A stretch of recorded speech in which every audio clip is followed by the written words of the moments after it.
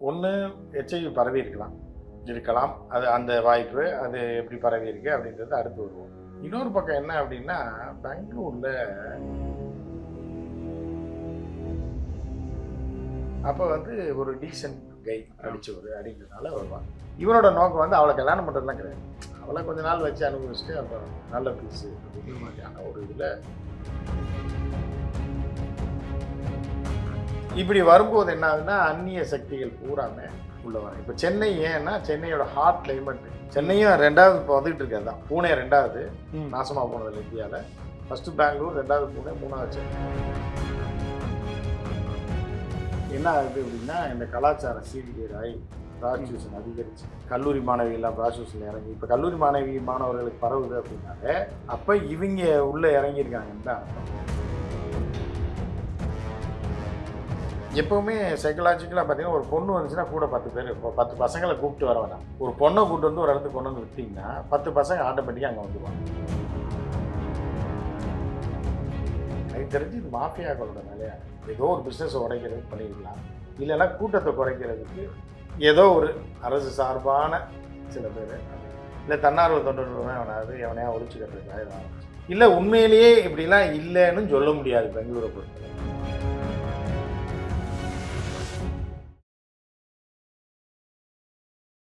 தமிழ்நாட்டுல எல்லாமே சேஞ்ச் ஆயிடுச்சு. உங்க நகையையும் சேஞ்ச் பண்ணுங்க. உங்க பழைய நகைக்கு கிராமுக்கு 150 ரூபாய் கூடுதலா வாங்கி புது நகை எடுத்துக்கோங்க.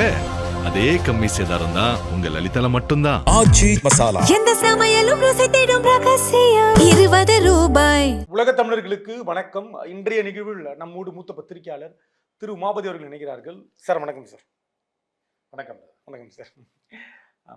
7000 மாணவ மாணவிகளுக்கு எச்ஐவி தொற்று உறுதி செய்யப்பட்டிருக்கிறது என்கிற தகவல் பெங்களூர் நகரில், குறிப்பாக கர்நாடகா ஒரு மாநிலத்தையே அதிர்ச்சிக்குள்ளாக்கிறது. இந்த செய்தியை நீங்கள் பார்த்தீங்களா? உங்களுடைய முதற்கட்ட பார்வை என்ன, தகவல் வச்சிருக்கீங்க இதை பற்றி? ஏதாவது ஒரு பக்கம் பார்த்தீங்கன்னா அது பயங்கர சீரியஸ். என்னடா மாணவர்களுக்கா இல்லாம பிஇ படிக்கிற பசங்க, அதுவும் விஸ்வேஸ்வரா யூனிவர்சிட்டி, டாப் யூனிவர்சிட்டி, அந்த யூனிவர்சிட்டியில் படிக்கிற பையன் ஆயிரக்கணக்கான பேருக்கு எச்ஐவி தொற்று, பிள்ளைங்களுக்கு எச்ஐவி தொற்று, ஆண் பெண் இருப்பாளர். ஆமா, பெற்றோர்கள் பதறாங்க, உறவினர்கள் பதறாங்க. கூட கிடையாது. கல்லூரியில் படிக்கிற மாணவர்னா 19, 18, குறிப்பா 18 to 25 ரொம்ப மோசமா இருக்கு. ஆமா, இப்போ 18, 20 பரவி இருந்துச்சு அப்படின்னா இப்போ அவன் பிஜி படிச்சுட்டு இருப்பான். அவன் எத்தனை பேருக்கு பரப்பி விட்டான்? அவனோட லிவிங் டுகெதர் பார்ட்னர் யாரு? இது ஒரு பக்கம் பதட்டத்தை. இது ஒரு பக்கம். இன்னொரு பக்கம் எப்பவுமே நம்ம வந்து இன்டர்நேஷனல் பாலிடிக்ஸையோ மாஃபியாஸ் பற்றியோ இதை பற்றி நம்ம பல ஆய்வுகள் பண்ணியிருக்கோம். ப்ராக்டிக்கலாகவே பல்வேறு நாடுகளில் என்னென்ன நடக்கும், என்ன மாதிரி ஆட்டையை போடுவாங்க. லோக்கல் திருடன்றது வேற, தாலி இருக்கிற திருடன், சொம்பு திருடுறவன் இருப்பான். ஆனால் இன்டர்நேஷனல் மெடிக்கல் மாஃபியாஸாக இருந்தாலும் சரி, இது மாதிரியான மாஃபியாஸ் வந்து என்ன பண்ணுவாங்கன்னா, உள்ளுக்குள்ளே பல லட்சம் கோடி ப்ராஜெக்ட் போடுவாங்க, இல்லை பல ஆயிரம் கோடி ப்ராஜெக்ட் போடுவாங்க. அப்புறம் சில போட்டி மாஃபியாக்கள் இருக்கா. இப்போ எஜுகேஷன் மாஃபியா இருக்கா, எஜுகேஷன் மாஃபியா தனி. இந்த மாஃபியாக்கள் இப்போ நம்மளுடைய பார்வை இதை நோக்கி தான் இருக்கும் எப்போவுமே. ஏன்னா அதுதான் வந்து ஃபர்ஸ்ட் லைனுடைய ஒரு இந்த சேனல் ஆரம்பிச்சது காரணமே இந்த உள்குத்த வெளிப்படுத்துறது நோக்கமே.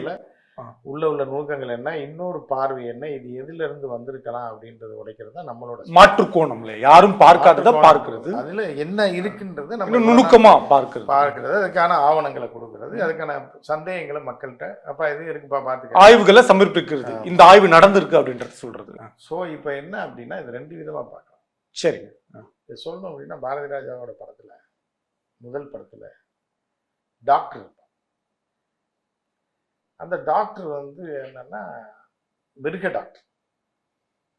அப்ப அவனுக்கு நோக்கம் என்ன அப்படின்னா, கோழிக்கு வைத்தியம் பார்க்கறானோ குரங்குக்கு வைத்தியம் பார்க்கறானோ அது கிடையாது, ஸ்ரீதேவியை தூக்கணும், ஸ்ரீதேவியை என்ஜாய் பண்ணணும், அவளை ஆடை பண்ணணும், இதுதான் அவளுக்கு என்ன அப்படின்னா. ஆள் அழகா இருப்பான் அந்த கிராமத்துல, பல பேர் சுத்தினா கூட அவ வந்து படித்த டவுன்ல இருக்கவனை கல்யாணம் பண்ணணுன்றது அவ ஆசை.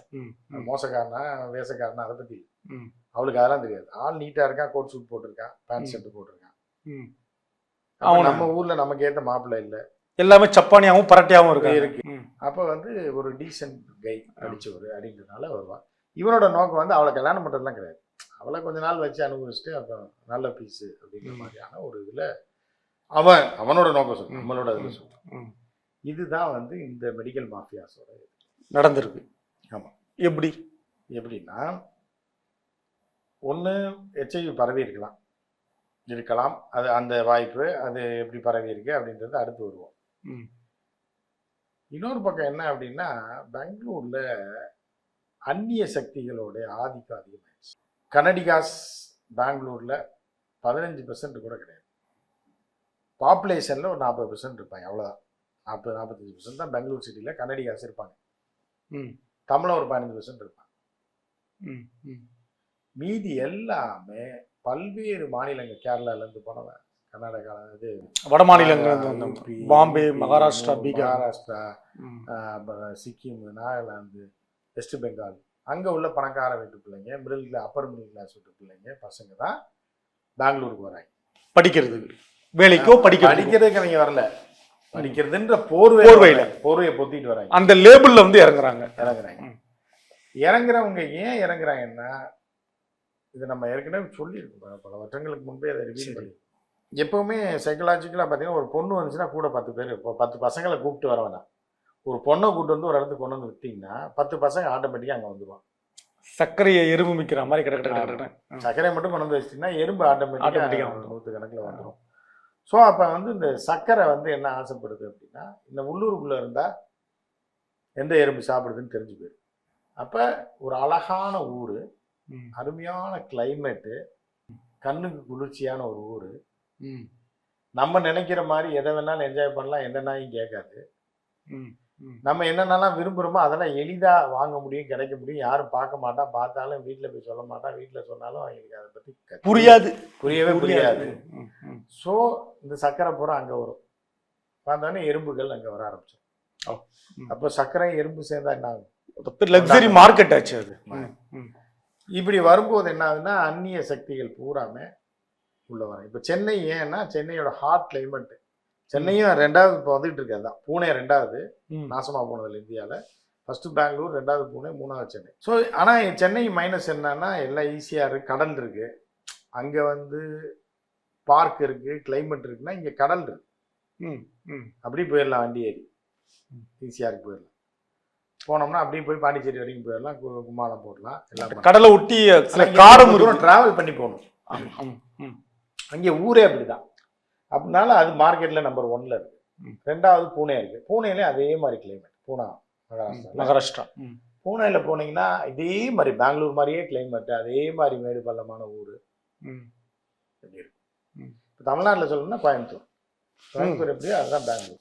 ஒரு எடுத்துக்காட்டுக்கு ஊமை புரிஞ்சுக்கணும்னா, அப்போ என்ன ஆகுது அப்படின்னா, வெளியூர்காரங்க வந்து குவியும் போது என்னன்னா, அந்த மாநிலத்தோட கலாச்சார சீர்கெட்டு, பணம் வருது, டெவலப்மெண்ட் இருக்கு. ஒரு கட்டத்துக்கு மேலே டிராஃபிக் அவங்களால கண்ட்ரோல் பண்ண முடியல. வீட்டு வாடகை உச்சத்துக்கு 10,000 ரூபா வாடகை கொடுக்குற வீட்டுக்கு 30,000 ரூபா கேட்குறான். எல்லாமே உச்சத்தில் போகுது. அந்த மாநிலமே கர்நாடகா கட்டுப்பாட்டில் இல்லை. தண்ணி பஞ்சம் தலைவரிச்சு ஆடுது. ஏன்னா அங்கே உள்ள நீங்கள் வந்து ஏரிகள்லாம் வந்து உள்ளூர் மக்களுக்கு ஒரு 50 லட்சம் பாப்புலேஷனுக்கு தான் தாங்கும். ஆனால் 1.5 கோடி பேர் வந்து உட்காந்தானா எப்படி தாங்கும்? எக்ஸ்டென்ஷன்லாம் சேர்த்து. அப்போ தண்ணீர் பஞ்சம் தலைவரித்து ஆடுது. கிரவுண்ட் வாட்டர் லெவல் இறங்கி போச்சு. கூட்டம் ரொம்ப ஜாஸ்தி ஆயிடுச்சு. போக்குவரத்து அதிகமாக இருக்கு முடியல. எல்லா இடத்துலையும் மெட்ரோ போட்டாலும் மக்களை டிரான்ஸ்போர்ட் பண்ண முடியல. அதே மாதிரி கலாச்சார சீர்கேடு ஆயிடுச்சு. ப்ராஸ்டியூஷன் பெருகி போச்சு. ப்ராஸ்டியூஷன்னா ப்ராஸ்டியூட்ஸ் பண்ணுறது இல்லை. அங்கே உள்ள ஆபத்தே என்னன்னா, பெங்களூர்ல ப்ராஸ்டியூஷன் பண்ற பேர் ப்ராஸ்டியூட் அப்படின்வாங்க. இதுதானே சொல்லுவாங்க கடந்த காலத்தில். இப்போ அது இல்லை. கல்லூரி மாணவிகளே அதை பண்ணுறாங்க செலவுக்காக, ஆடம்பர வாழ்க்கைக்காக. ஐஃபோன் வாங்குறதுக்காக எவனா ஒரு 5,000 10,000 ரூபா கொடுத்தான்னா அவனோட அந்த நைட்டு ஸ்டே பண்ணுறது. அவன் யாருன்னே தெரியாது. 20,000 ரூபா கொடுத்தானா அவனோட போயிடுறது. ஆளை பொறுத்து ரேட் ஃபிக்ஸ் பண்ணுறாங்க. அந்த கலாச்சாரம் பெங்களூர்ல பெருகி போச்சு. ஆனால் யாரோட படுக்கிறவனே தெரியாது. ஆனால் பணம் தான்.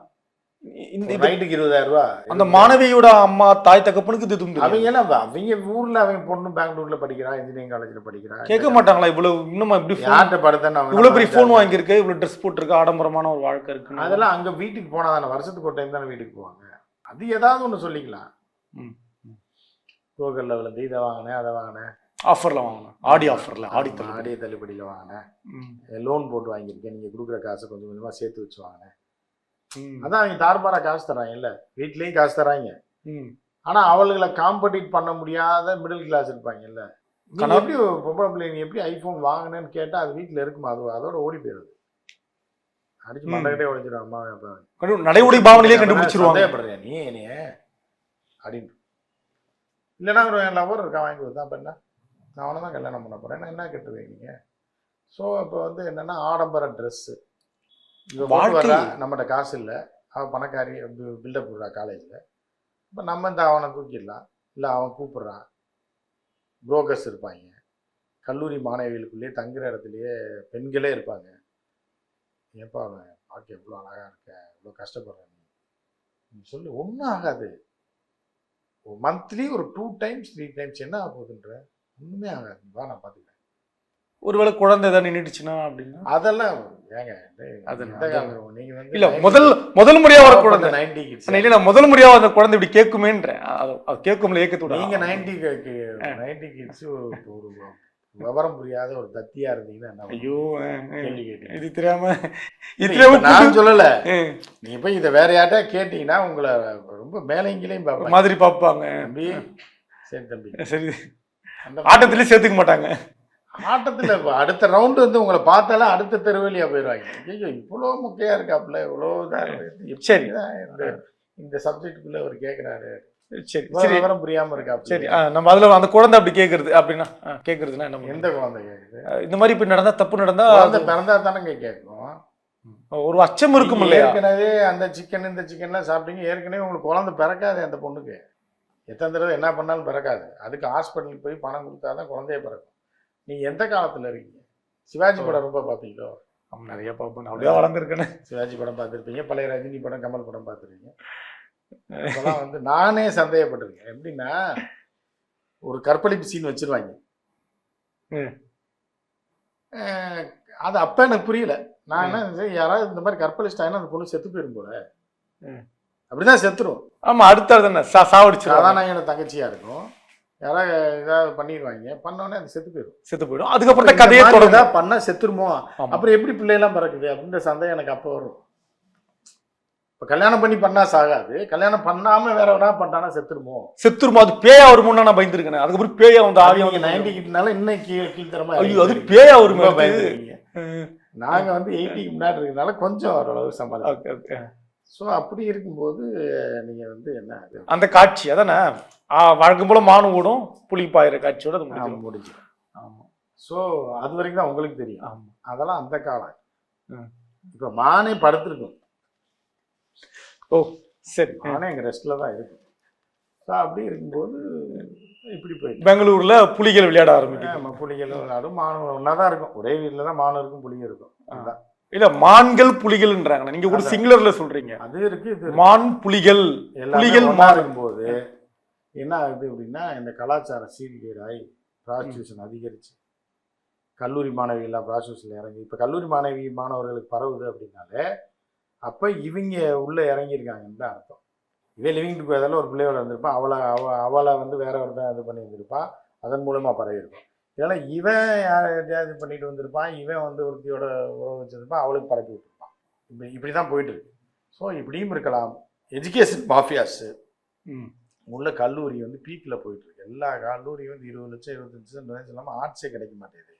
அவங்களை ஒழித்து கட்டுவதற்காக இது பண்ணிருக்கலாம். இது இந்த இப்படி நடந்துச்சா அப்படி நடந்துச்சா அப்படின்றத பற்றி விசாரணை நடந்து ஒரு விளக்கம் வரும்போது தான் பார்க்க முடியும் இல்லையா. பட் இதுல பிஸ்னஸ்னா இதுல எந்த இடத்துல பிஸ்னஸ் ஆகிட்டு எங்கே டெவலப் ஆகுது? பிஸ்னஸாக டெவலப் ஆகுதுன்னா அங்கே உள்ள கல்லூரிகளில் அட்மிஷன் பயங்கரமாக போகுது. இப்போ இனிமேல் யாரும் அனுப்ப மாட்டாங்க பிள்ளைங்கள, பொம்பளை பிள்ளைங்க பசங்களை பயந்துக்கிட்டு இந்த சம்பவத்துக்கு பிறகு அடிக்கும்போது அப்போ 50% அட்மிஷன் ட்ராப் ஆகும். அப்புறம் அங்கே சேர்க்குறவங்க வேணாம் சென்னையிலே எஸ்ஆர்எம்ல சேர்த்துருவோம், கோயம்புத்தூர்லேயே எடுத்து சேர்த்துருவோம், கிங் காலேஜில் இருக்கு. ஆமாம், எஸ் அப்படின்னு சேர்த்துருவாங்க. அப்போ வந்து பிஸ்னஸ் வந்து இங்கே தான் டெவலப் பண்ணலாம், இங்கே நம்ம டெவலப் ஆகும். இதில் என்ன இந்த விபச்சார விடுதிகள் இந்த பெண்கள் வர்றது, அது விபச்சார விடுதின்னு அப்புறம் என்ன விடுதியே ஆயிடுச்சு, அது என்ன ஹாஸ்டல், அதுக்கு என்ன பேரு? விடுதி கிடையாது. இதை வர பார்த்தா அவங்க கோச்சிப்பாங்க, இதை எடிட்ல எடுத்துருங்க. உங்க காலத்துல இருக்கு விபச்சார விடுதி, இந்த இப்படி வரிசையா பொம்பளைங்களா நிப்பாங்க. நாயகன் படத்தை பார்த்தது பார்த்திருப்பீங்க. பழைய உறுதி புண்ணல்ல எப்போதுலேயே பார்த்தது இடையில அதெல்லாம் 25 வருஷத்துக்கு முன்னாடி வந்து இருக்கு. இப்போ உள்ள பொம்பளை பிள்ளைங்க பிறக்கிறதுக்கு முன்னாடி வந்த படத்தெல்லாம் பார்த்துட்டு இந்த பிள்ளைங்களும் நீங்க டிசைட் தப்பு. அது விடுதியே கிடையாது, ஒரே வீட்லயே தங்கியிருப்பாங்க. இது இந்த பிள்ளை ஒரு காலேஜ் 2 பேரும் ஒரே காலேஜ் போய் அந்த பையன் அந்த ரூம்ல இருப்பான், இன்னொரு பொண்ணு இருக்கும், இங்கே 2 பொண்ணு இருக்கும், ஒரு பையனும் பொண்ணு இந்த ரூம்ல இருப்பாங்க, 3 பேர் சேர்ந்து வாடகை கொடுப்பாங்க. நம்ம ஊர்ல பிஜி ஹாஸ்டல் தனியா இருக்க மாதிரிலாம் கிடையாது. எல்லாமே இருக்குங்க, இதுவும் இருக்கு இதுவும் இருக்கு. இப்போ உங்களை மாதிரி ஆள்லாம் பிஜி ஹாஸ்டல் எடுத்து 8000 ரூபா கொடுத்துட்டு வாய்ப்பு இல்லை. அந்த காலையில வேகாத பொங்கலை சாப்பிட்டு வேலைக்கு போயிடுவாங்க. நவீன நவீன விவரம் தெரிஞ்ச நாகரிகம் வளர்ச்சி அடைந்தவர்கள் வந்து ஆர்டர் போட்டு சாப்பிட்டு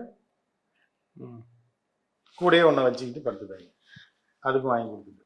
இப்போ நீங்களா இருந்தால் என்ன நம்பி 90 கிட்ஸாக இருந்தா நேற்று தான் அவளுக்கு பொங்கல் வாங்கி கொடுத்தோம், இன்னைக்கு என்ன அவளுக்கு வாங்கி கொடுக்குறது? நம்ம என்ன வேலைக்காரனா? அதை வாங்கிட்டு வா இதை வாங்கிட்டு வான்றது உங்களோட இதாக இருக்கும். ஆனால் 2K கிட்ஸ் வந்து அப்படி கிடையாது.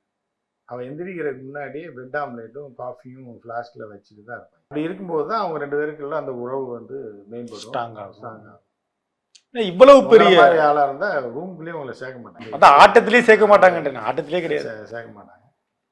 அதனால இந்த மாதிரி இன்டர்வியூலாம் நீங்க வந்து 2K கிட்ஸ் யாராவது வச்சுக்கீங்க. இந்த மாதிரி இன்டர்வியூலாம் நீங்க எடுக்குமா இல்லை நீங்க எங்க தம்பி அப்படின்னு சொல்லி அனுப்பி விட்டுருங்க. ஆணாக இருந்தாலும் பெண்ணாக இருந்தாலும். இன்னொரு தரப்புன இப்ப இவ்வளவு பெரிய ஒரு விஷயம் பூதாகரமா கிளம்பிருக்கு, அடுத்த அரசாங்கம் நடவடிக்கை எடுக்கிறாங்க. என்ன நடவடிக்கைன்னா நாங்க அதை ஒரு பிரச்சாரம் முன்னெடுக்கிறோம், அவங்களுக்கு விலைக்கு பேசுறோம், பிரச்சாரம் பண்ணி விலைக்கு பேசுறோம், அவங்களுக்கு தெரியாத வரைக்கும் ஏதாவது எனக்கு வாயில வந்து அரசாங்கம் என்னங்க ஏதாவது பண்ணணும்ல, நாங்க விழிப்புணர்வு ஏற்படுத்த போறோம், முகாம் போட போறோம்ன்றாங்க, அதான் அறிவிச்சிருக்காங்க. முகாம் போட கொஞ்ச நாள்ல சரியாயிடுச்சுன்னு. அப்படிலாம் இல்லை, இப்போ எல்லாம் கட்டுப்படுத்தப்பட்டுருச்சு. இப்போ 1100 பேருக்கு தான் இருக்கு, அப்படி 700 பேருன்னு அதிலே ஆட்டை முடிச்சுனாங்க.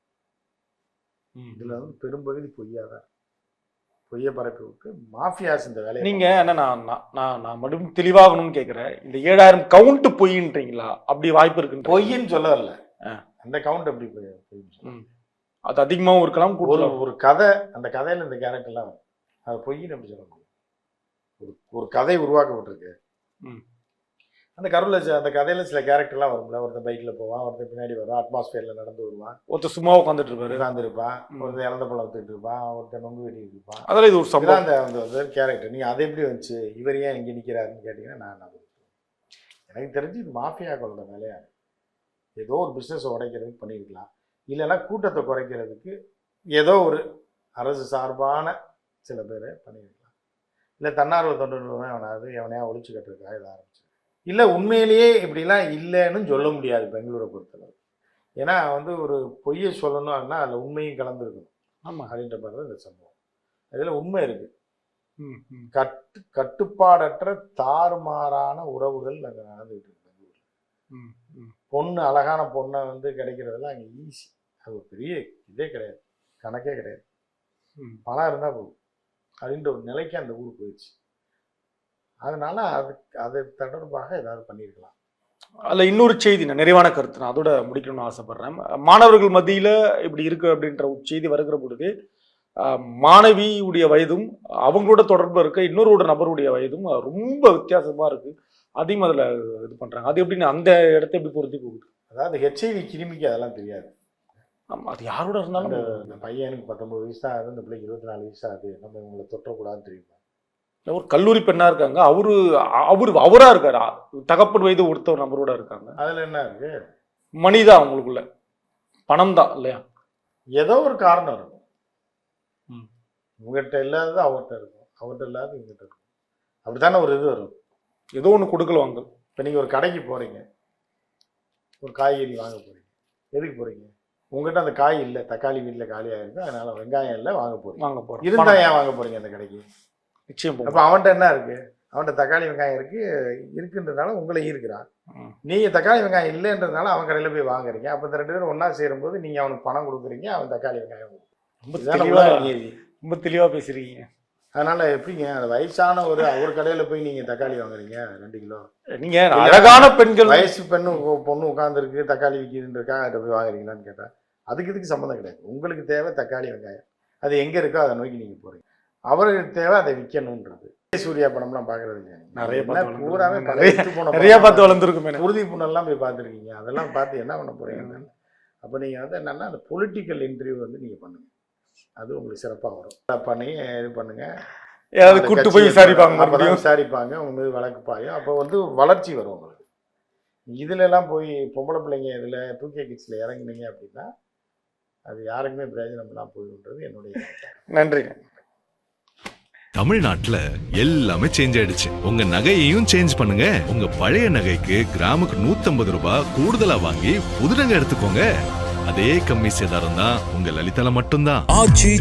எந்த சமையலும் ருசி தேடும் ரகசியம் 20 ரூபாய்.